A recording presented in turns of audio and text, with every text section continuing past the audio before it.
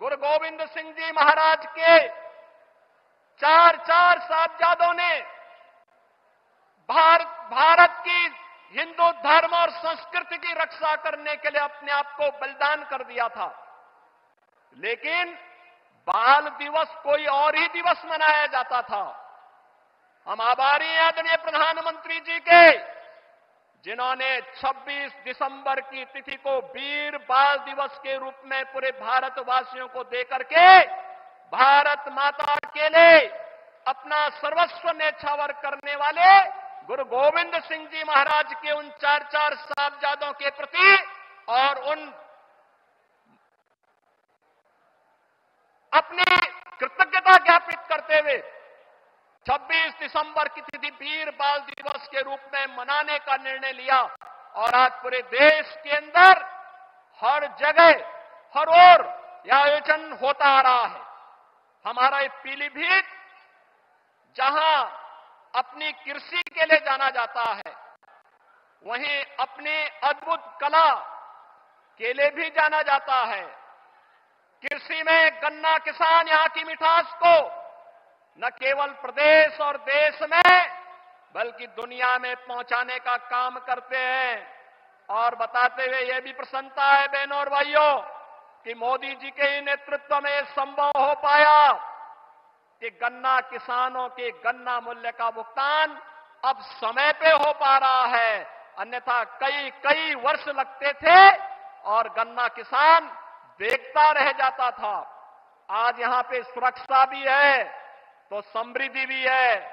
आज यहां पर आजीविका है तो आस्था को सम्मान भी है। कोई सोचता था अयोध्या में रामलला का भव्य मंदिर का निर्माण हो पाएगा? बहनों और भाइयों, अगर ये हो पाया है तो यह प्रधानमंत्री मोदी जी के यशस्वी नेतृत्व में, उनके मार्गदर्शन में वर्तमान पीढ़ी इन सभी कार्यक्रमों को आगे बढ़ते हुए देख रही है। आज के इस अवसर पर जब भारतीय जनता पार्टी के प्रत्याशियों के लिए विकसित भारत की संकल्पना को साकार करने के लिए मोदी जी आपके बीच में आए हैं, 10 वर्ष में बदलते हुए भारत में जो कुछ भी हमने देखा है, बहनों और भाइयों, ये आपके एक वोट की कीमत ने किया है।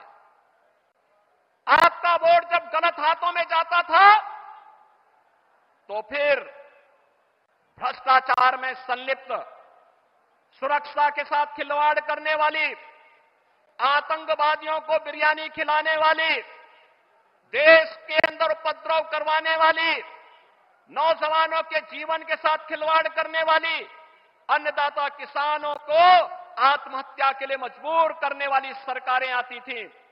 लेकिन 2014 में, 2019 में देश के मतदाताओं ने अपने वोट की कीमत को समझा, मोदी जी के नेतृत्व पर विश्वास किया और बहनों और भाइयों, आज बदलते हुए नए भारत को आप देख रहे हैं, जो आज एक पिछलग्गू राष्ट्र नहीं, दुनिया की एक वर्ल्ड पावर बन रहा है, ग्लोबल पावर बन रहा है। विकसित भारत की संकल्पना को साकार करने के लिए भारतीय जनता पार्टी ने पीलीभीत में जितिन प्रसाद जी को अपना प्रत्याशी बना करके उतारा है और बरेली में श्री छत्रपाल सिंह गंगवार जी को अपना प्रत्याशी बना करके उतारा है। इन सभी प्रत्याशियों के लिए आदरणीय प्रधानमंत्री जी का मार्गदर्शन हम सबको प्राप्त हो रहा है। आज के इस अवसर पर जो भारत की आवाज है, उस आवाज के साथ हम सब जुड़ करके कि फिर एक बार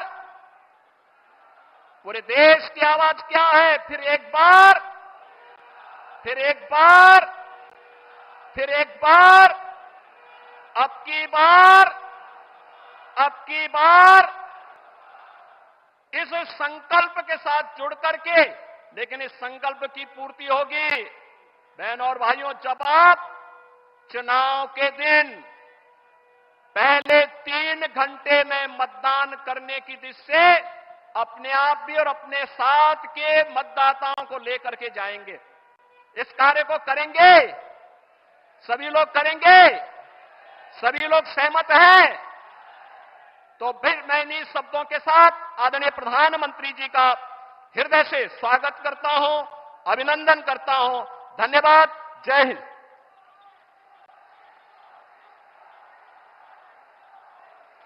मैं माननीय मुख्यमंत्री जी का आभार व्यक्त करती हूं अपने आशीष वचनों के लिए।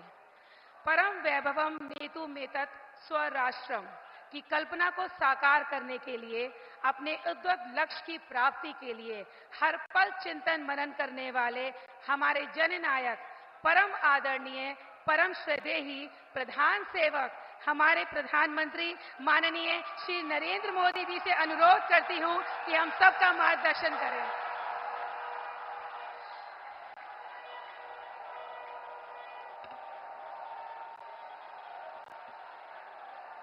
भारत माता की, भारत माता की। साथियों, आज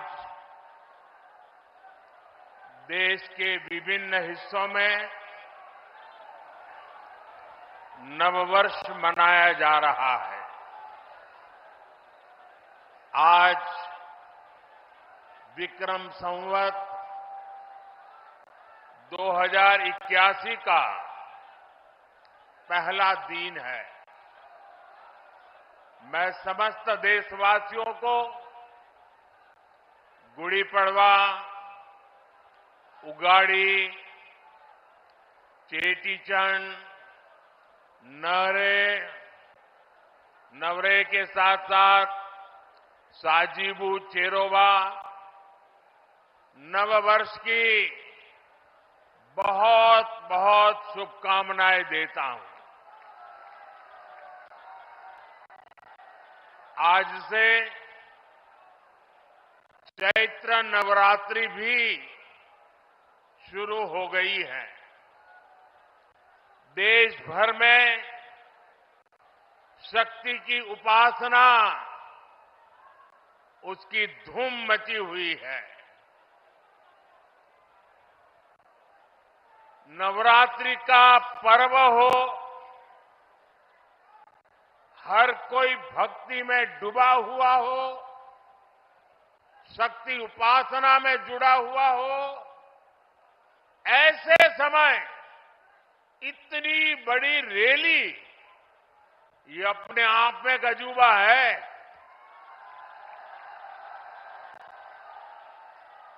क्योंकि मेरा जब कार्यक्रम बन रहा था तो मैंने कहा भाई नवरात्रि है, लोग कैसे आएंगे। उन्होंने कहा साहब बस आप डेट दे दीजिए। और इतने कम समय में नवरात्रि के पावन पर्व पर भी इतनी बड़ी तादाद में आप हमें आशीर्वाद देने आए। इस पावन अवसर पर बड़ी संख्या में शक्ति स्वरूपा माताएं, बहनें, बेटियां हमें आशीर्वाद दे रही है।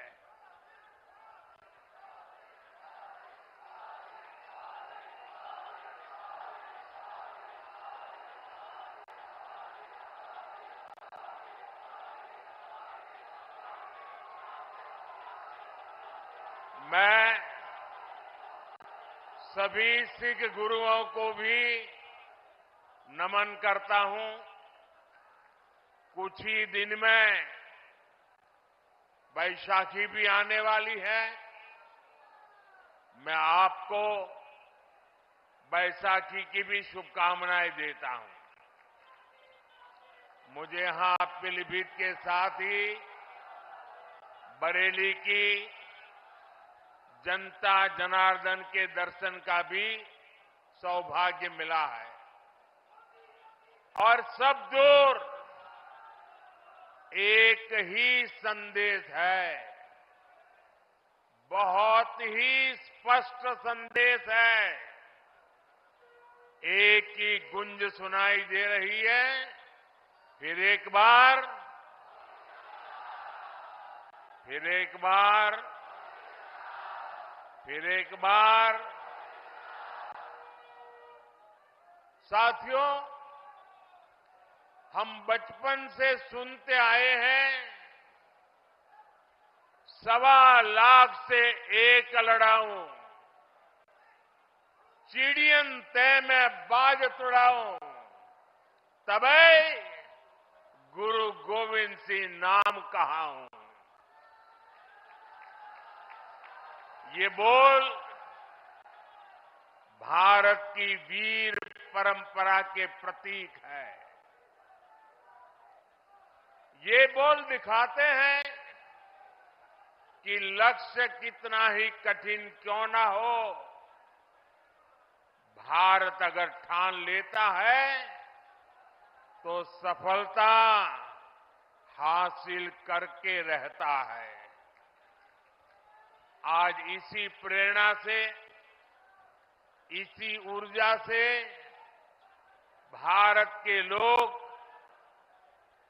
हम लोग विकसित भारत के संकल्प पर काम कर रहे हैं।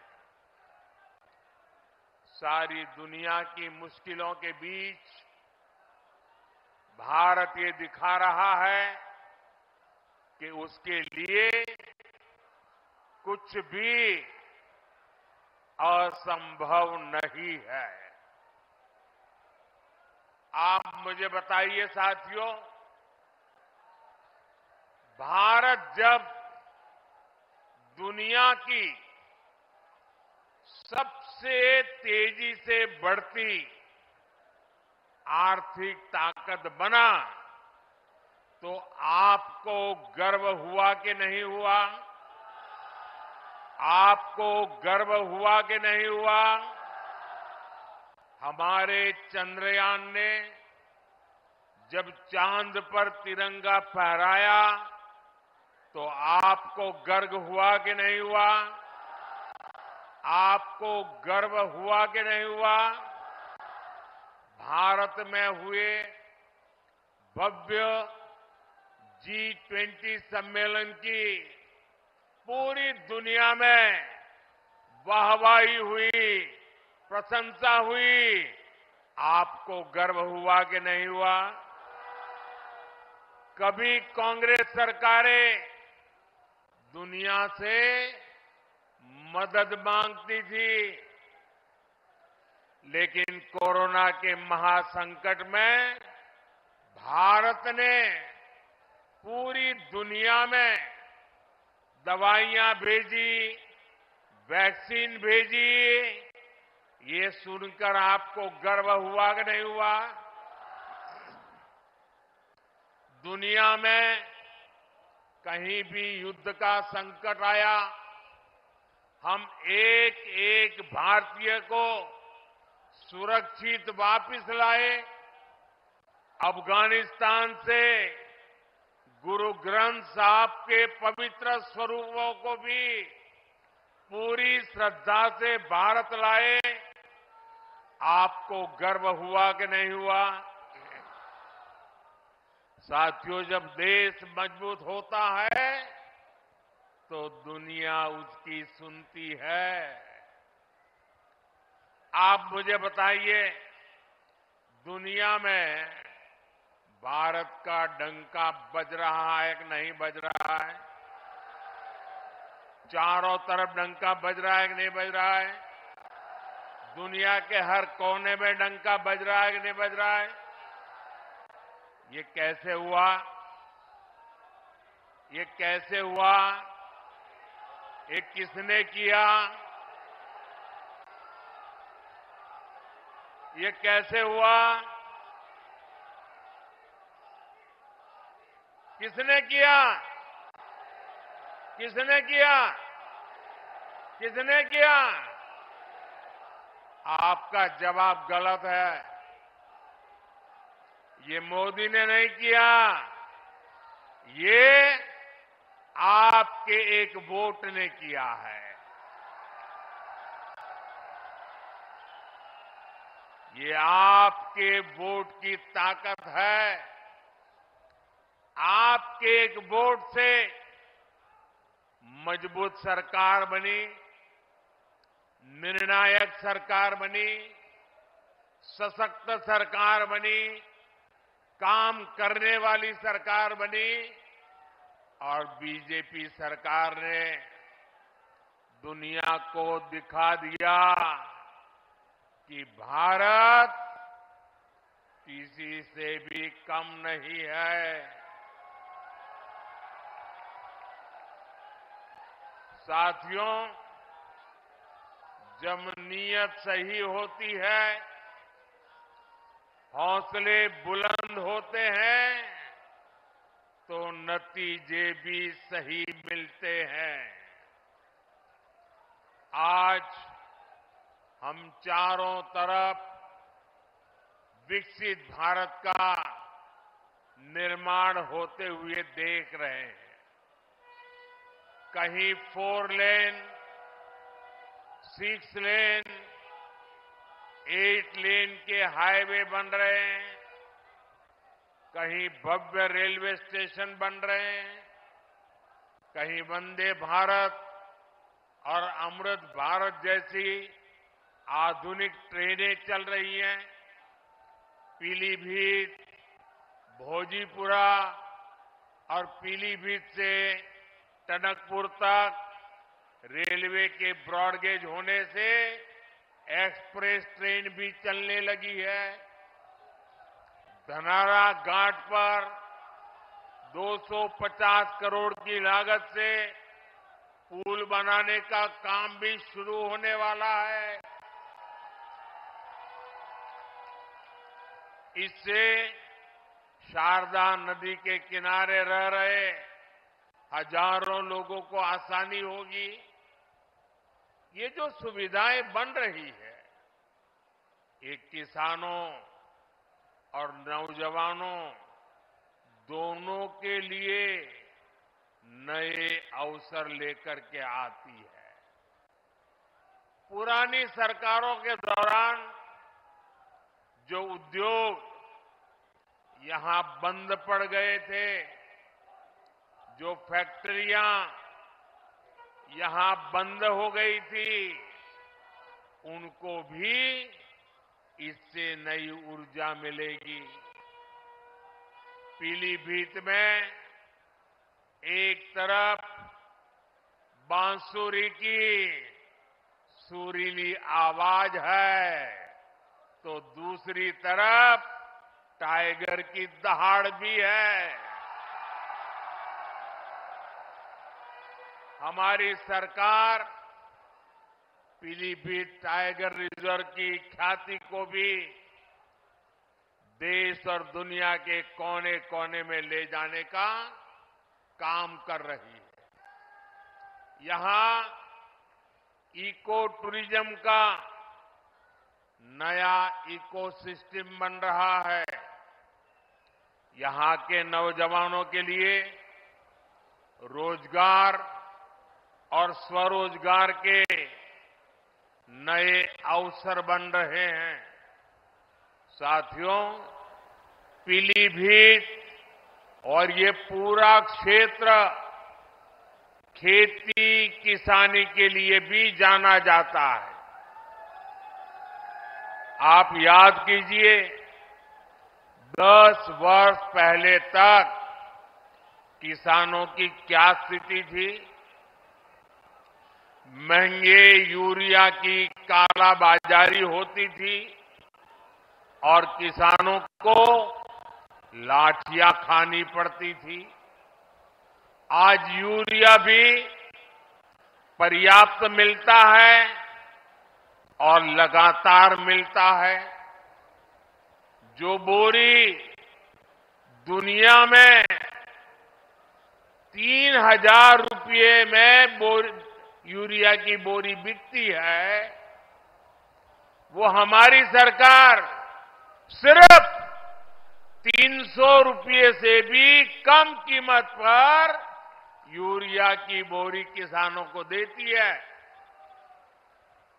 यहां यूपी के किसानों को पीएम किसान सम्मान निधि के तहत करीब 70,000 करोड़ रुपए भी मिले हैं। यह आंकड़ा छोटा नहीं है।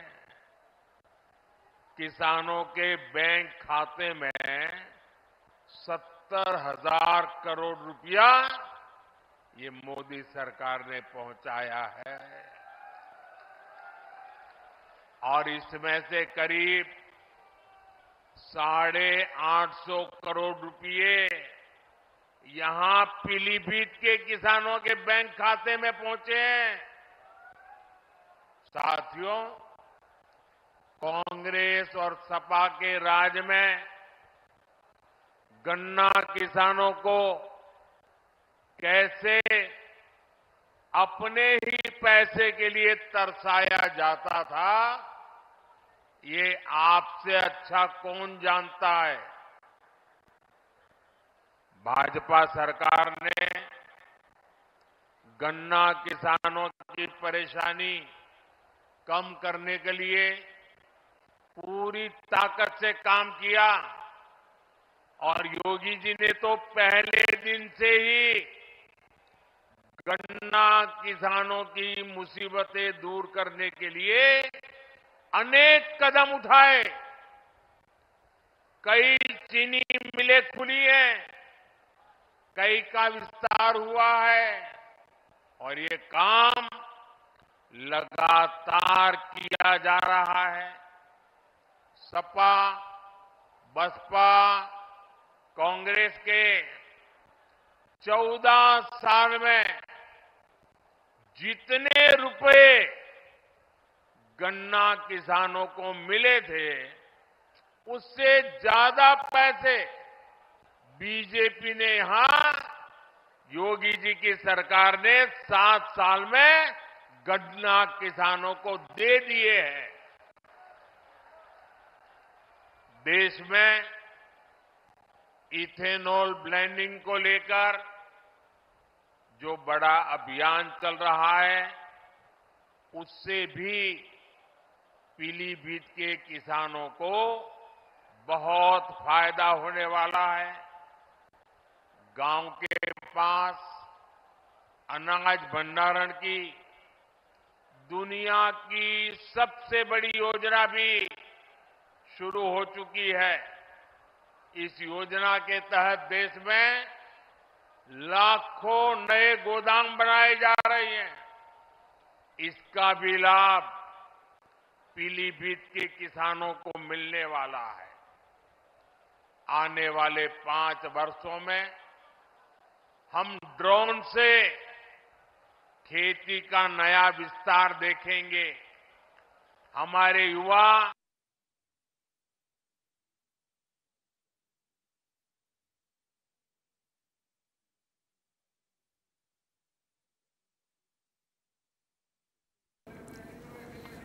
तो पीलीभीत में प्रधानमंत्री नरेंद्र मोदी जनसभा कर रहे हैं। जितिन प्रसाद के समर्थन में प्रधानमंत्री की ये जनसभा है, जहां पर वो जनता से आशीर्वाद चाहते हैं। कहते हैं कि शक्ति स्वरूपा मां बहनों का आशीर्वाद मुझे मिला, वैसा ही आशीर्वाद जितिन प्रसाद को यहां की जनता दे, तभी बीजेपी 400 पार के लक्ष्य में कामयाब हो पाएगी।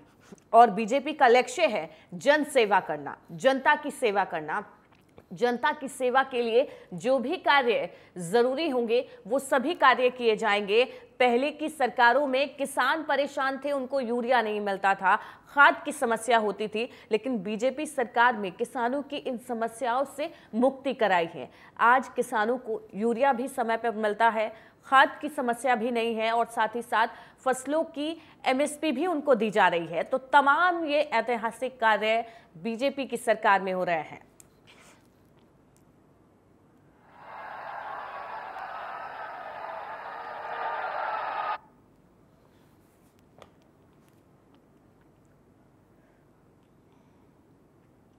मोदी की गारंटी यानी गारंटी पूरा होने की गारंटी।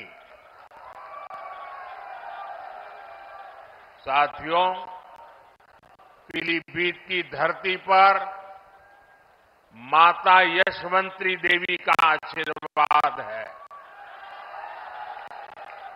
पीलीभीत में आदि गंगा मां गोमती का पवित्र उद्गम स्थल है।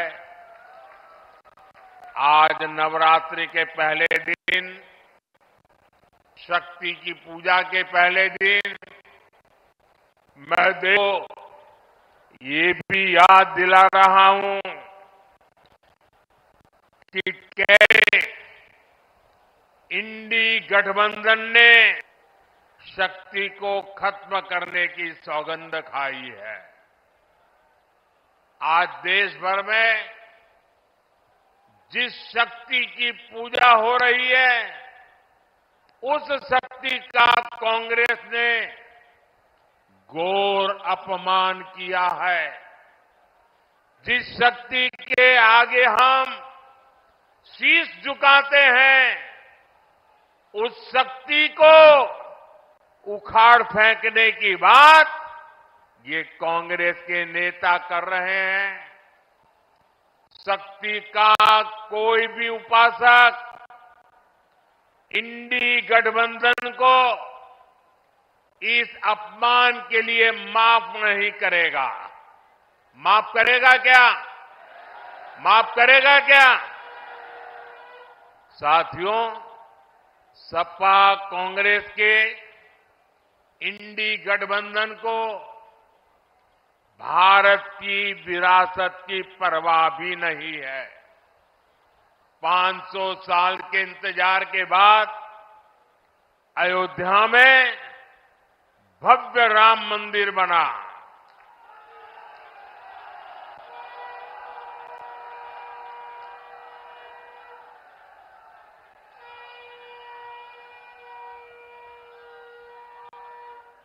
हमारे कल्याण सिंह जी ने राम मंदिर के लिए अपना जीवन समर्पित कर दिया, अपनी सरकार समर्पित कर दी। देश के हर परिवार ने अपनी अपनी श्रद्धा के हिसाब से योगदान दिया। पीलीभीत वालों ने भी एक विशाल बांसुरी अयोध्या को भेंट की।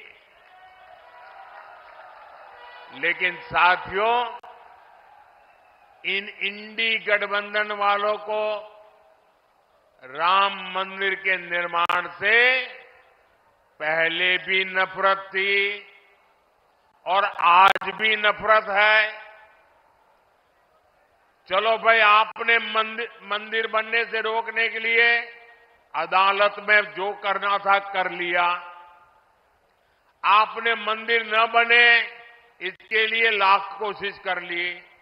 लेकिन जब देश की जनता ने पाई पाई देकर के इतना भव्य मंदिर बना दिया, जब मंदिर वालों ने आपके सारे गुनाह माफ करके आपको प्राण प्रतिष्ठा के कार्यक्रम में सम्मानपूर्वक निमंत्रित किया, लेकिन आपने प्राण प्रतिष्ठा के निमंत्रण को ठुकरा दिया। आपने प्रभु राम का अपमान कर दिया।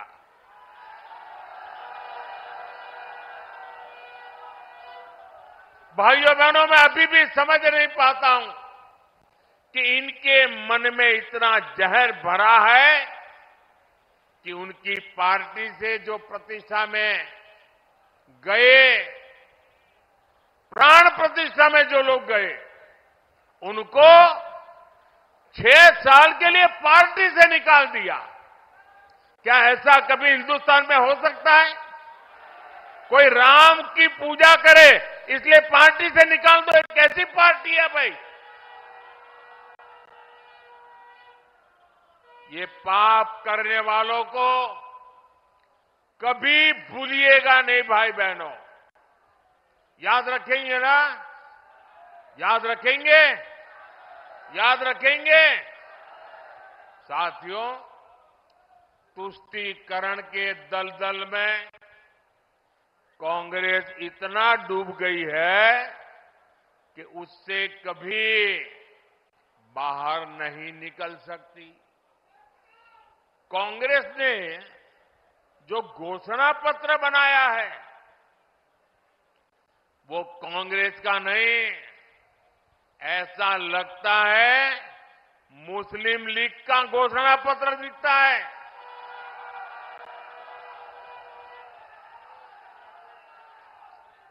तुष्टीकरण के दबाव में ही कांग्रेस हो या सपा सीएए का भी विरोध कर रही है। विदेशी धरती पर अत्याचार की वजह से भागने के लिए मजबूर हुए हिंदुओं और सिख भाई बहनों को आप मुझे बताइए, मेरे इन हिंदू भाइयों बहनों को, मेरे इन सिख भाई बहनों को भारत अगर नागरिकता नहीं देगा तो कोई और देगा क्या? नागरिकता देनी चाहिए कि नहीं देनी चाहिए? वो अपने हैं कि नहीं है? उनको हमें संभालना चाहिए नहीं संभालना चाहिए?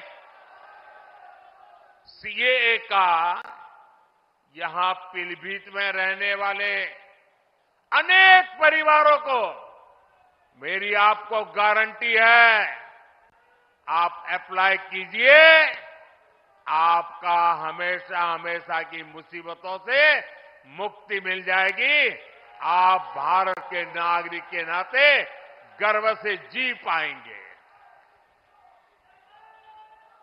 लेकिन कांग्रेस समाजवादी पार्टी इस पर भी ऐतराज जता रही है। साथियों, यहां इस सभा में बड़ी संख्या में हमारे ये शरणार्थी भाई बहन भी है, हमारे सिख भाई बहन भी हैं।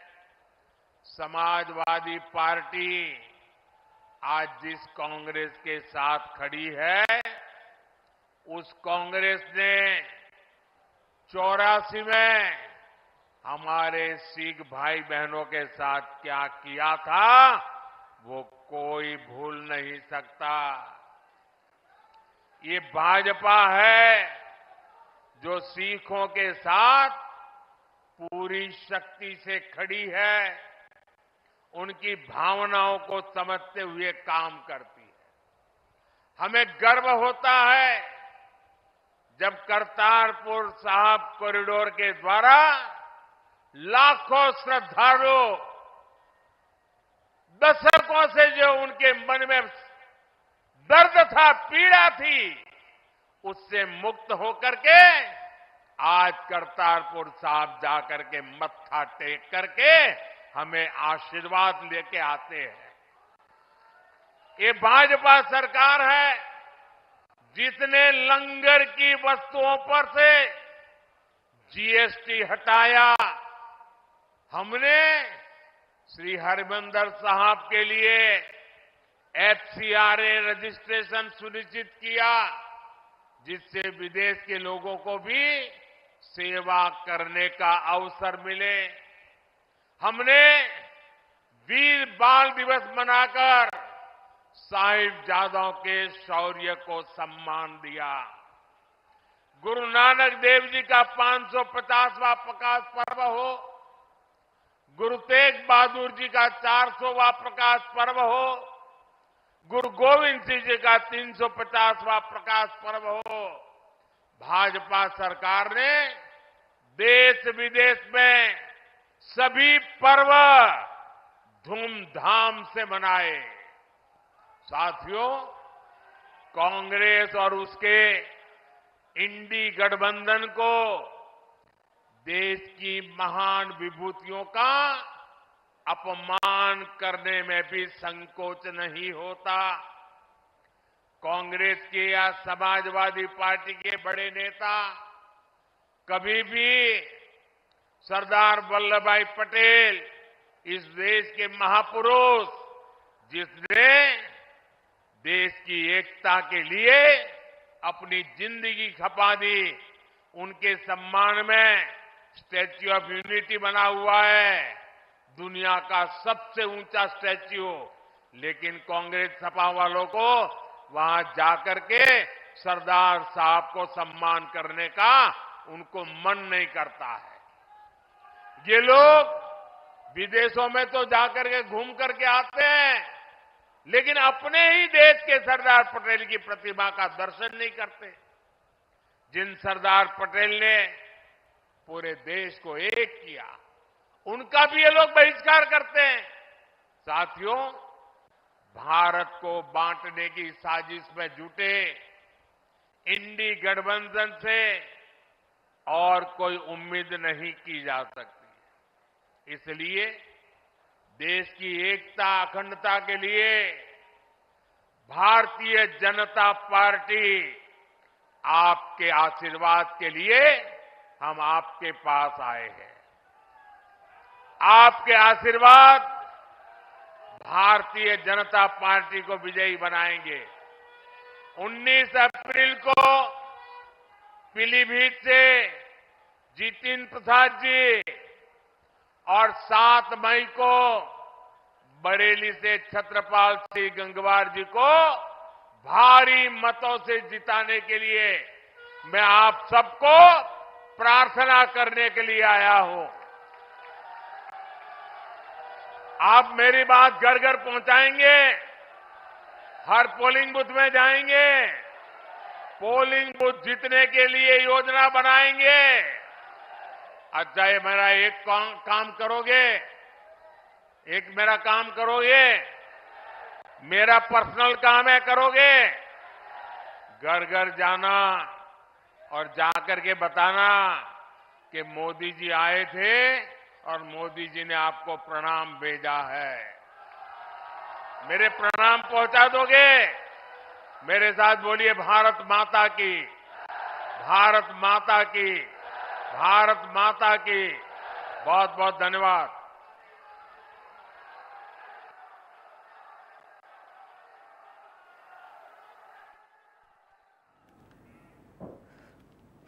तो प्रधानमंत्री नरेंद्र मोदी को आप सुन रहे थे पीलीभीत से, जहां पर उन्होंने एक बार फिर से जनता से अपील की है कि एक बार फिर मोदी सरकार और इस बार 400 पार के साथ देश की अखंडता के लिए, देश की संप्रभुता के लिए इस बार फिर से मोदी सरकार को वोट दिया जाए। अयोध्या में चैत्र नवरात्रि के मौके पर सुबह से ही मंदिरों में भक्तों की भारी भीड़ देखने को मिली। मान्यताओं के अनुसार नवरात्र पर देवी दुर्गा पृथ्वी पर आती हैं। ये 5 तस्वीरें हम आपको दिखा रहे हैं उत्तर प्रदेश की, जहां पर नवरात्रों की धूम देखने को मिली है। अपने सभी भक्तों को आशीर्वाद देने के लिए नवरात्र पर मां दुर्गा खुद पृथ्वी पर आती हैं और अपने भक्तों को आशीर्वाद देती हैं। नवरात्र पर मां के 9 स्वरूपों की पूजा की जाती है। आज नवरात्र का पहला दिन है। मां के पहले स्वरूप यानी कि शैलीपुत्री की पूजा अर्चना आज की जाती है और पूरे उत्तर प्रदेश में नवरात्र की धूम देखने को मिल रही है। साज की गई है मंदिरों को भव्य तरीके से सजाया गया है। 5 तस्वीरें आप देख रहे हैं अलग अलग जगहों की, जहां पर मंदिरों में भक्तों की भारी भीड़ माता के दर्शन के लिए उमड़ी है, उनकी पूजा अर्चना कर रही है।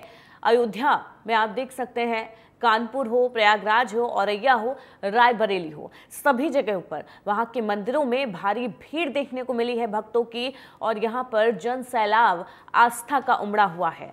तस्वीरों के जरिए आप अंदाजा लगा सकते हैं कि मां का आशीर्वाद पाने के लिए भक्त कितने उत्साह के साथ मंदिर पहुंचे हैं। और आज नवरात्र का पहला दिन है। मां शैलीपुत्री की आज पूजा की जाती है। तो उत्तर प्रदेश के कोने कोने से आज आस्था के जन सैलाब की तस्वीरें आई हैं। मां के 9 स्वरूपों की नवरात्र के दिनों में पूजा होती है। पहला दिन है, भव्य तरीके से मंदिरों को सजाया गया है। वहां पर तमाम व्यवस्था की गई है मंदिर समिति की तरफ से, प्रशासन की तरफ से।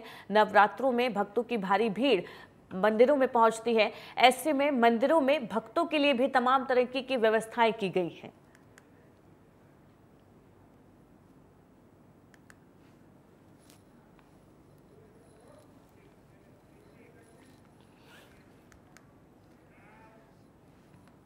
मुंबई के गुड़ी पड़वा पर श्री सिद्धि विनायक गणपति मंदिर को चढ़ाए गए सोने के आभूषणों की सार्वजनिक नीलामी की जाती है। नागपुर में उप मुख्यमंत्री देवेंद्र फडणवीस ने गुड़ी पड़वा उत्सव में भाग लिया और पूजा अर्चना की। केंद्रीय मंत्री पीयूष गोयल ने भी गुड़ी पड़वा पर पूजा अर्चना की।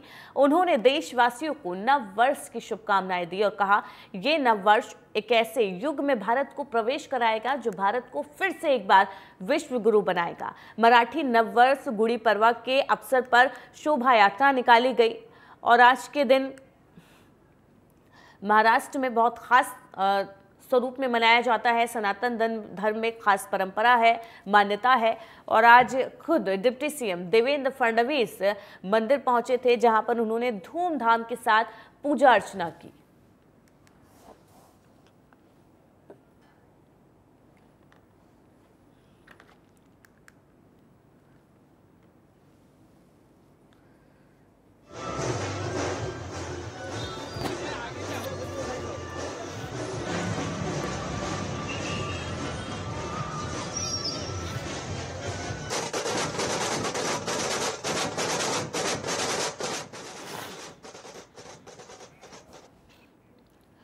और जम्मू कश्मीर के शोपियां में कल आतंकवादियों ने एक गैर कश्मीरी ड्राइवर पर हमला कर दिया था। आतंकवादियों के हमले में ड्राइवर गंभीर रूप से घायल हो गया। मामले की जानकारी देते हुए पुलिस अधिकारी ने बताया, आतंकवादियों ने शोपियां जिले में दिल्ली के निवासी परमजीत सिंह पर हमला किया था। आतंकियों के हमले में गोली लगने से ड्राइवर गंभीर रूप से घायल हो गया। घायल ड्राइवर को इलाज के लिए अस्पताल में भर्ती कराया गया है। सूचना मिलने पर पुलिस ने हमलावरों को पकड़ने के लिए पूरे इलाके को सील किया। आरोपियों की तलाश भी शुरू कर दी गई है। तो जम्मू कश्मीर में आतंकी वारदातें थमने का नाम नहीं ले रही है। आतंकी वहां पर दहशत फैलाने के लिए तमाम तरीके के हथकंडे अपना रहे हैं। हाल ही में एक गैर कश्मीरी ड्राइवर पर आतंकवादियों ने हमला कर दिया। ड्राइवर को गोली मारी गई है और इस हमले में जो ड्राइवर था गंभीर रूप से घायल है, उसको अस्पताल में भर्ती कराया गया है। सुरक्षा बल भी इस हमले के बाद मौका वारदात पर पहुंचे, जहां से ड्राइवर को अस्पताल में भर्ती कराया और आतंकियों की तलाश में जुट गई है। फिलहाल अभी ये जानकारी सामने नहीं आई है कि आतंकियों ने किस लिए ड्राइवर पर हमला किया था, आखिर उनकी साजिश क्या थी, मंसूबे क्या थे। फिलहाल सुरक्षा बल ये जानने की कोशिश कर रहे हैं। आतंकवादियों की तलाश शुरू कर दी गई है। इलाके में सर्च ऑपरेशन चलाया जा रहा है। ड्राइवर की हालत भी स्थिर बताई जा रही है। अस्पताल में उसका इलाज जारी है। लेकिन यहाँ पर बड़ा सवाल ये उठता है कि आतंकी वारदातें आखिर थमने का नाम क्यों नहीं ले रही है, जब पुलिस प्रशासन ये दावा करता है कि आतंकियों पर कड़ा प्रहार किया जा रहा है। ज्यादा जानकारी के लिए समीक्षा हमारे साथ फोन लाइन पर जुड़ गई हैं। समीक्षा, क्या कुछ जानकारी सामने आ रही है? आतंकी गतिविधियां थमने का नाम नहीं ले रही हैं। एक बार फिर से आतंकियों ने एक गैर कश्मीरी ड्राइवर को निशाना बनाया है। जी बिल्कुल, आपको बता दें कि ये जो वारदातें हैं आज पहली बार ही नहीं हुई। ऐसी वारदातें जो है बहुत बार हो चुकी हैं। पहले तो कश्मीरी पंडित्स को टारगेट बनाया जाता था और अब नॉन लोकल्स को भी टारगेट जो है वो बनाया जा रहा है। कुछ दिन पहले भी यहाँ पर नॉन लोकल्स जो है वो बिहार के रहने वाले थे, उनके ऊपर फायरिंग हुई थी और वो उनका उपचार भी जो है वो चल रहा था, लेकिन वो बच ना पाए। लेकिन आज की बात करें तो ये जो रात की बात हुई है, वारदात हुई है, ये परमजीत सिंह जी पर, ये तो दिल्ली के रहने वाले थे। इनका रेजिडेंस जो है वो दिल्ली का था और फिलहाल उनको उपचार जो है वो दिया गया। उसके बाद उनको जो है श्रीनगर के मेडिकल इंस्टीट्यूशन में जो है वो फॉरवर्ड किया गया। अभी उपचार चल रहा है। लेकिन सबसे बड़ी बात यह है, सरकार हमेशा से बोलती है टेररिज्म खत्म हो चुका है, टेररिस्ट खत्म हो चुके हैं, लेकिन फिर भी ऐसे हमले हम लोगों को ऐसे देखने को मिले तो आगे हम क्या कहेंगे? इस हमले के पीछे क्या जानकारी सामने आ रही है? आखिर किस लिए ड्राइवर को निशाना बनाया है? कोई पुरानी रंजिश थी या फिर आतंकियों के मंसूबे कुछ अलग थे? देखिए, वो टेररिस्ट ऐसे होते हैं, देखिए इनकी किसी के साथ जानकारी या इनकी किसी के साथ जान पहचान नहीं होती। इनका सबसे बड़ा टारगेट होता है कि अपने आप को ये डंप नहीं करना चाहते, अपनी जो दहशत है वो फैला कर रखना चाहते हैं। अगर बिल्कुल भी अगर कश्मीर में पीस आ जाता है तो ये सोचते हैं कि शायद हमारी दहशत खत्म हो गई है। उसके बाद ये किसी ना किसी नॉन लोकल को जो है वो टारगेट करते हैं, उसके बाद अपनी दहशत को जो है वो नजरा देते हैं। बिल्कुल, यानी कि दहशत फैलाने के लिए आतंकियों ने गैर कश्मीरी ड्राइवर को निशाना बनाया है। अब ये देखना होगा सुरक्षा बल कब तक आतंकियों तक पहुंच पाती है। बहुत बहुत शुक्रिया इस जानकारी के लिए आपका। बुलेटिन में फिलहाल के लिए इतना ही। लगातार खबरों के लिए बने रहिए TV27 न्यूज के साथ।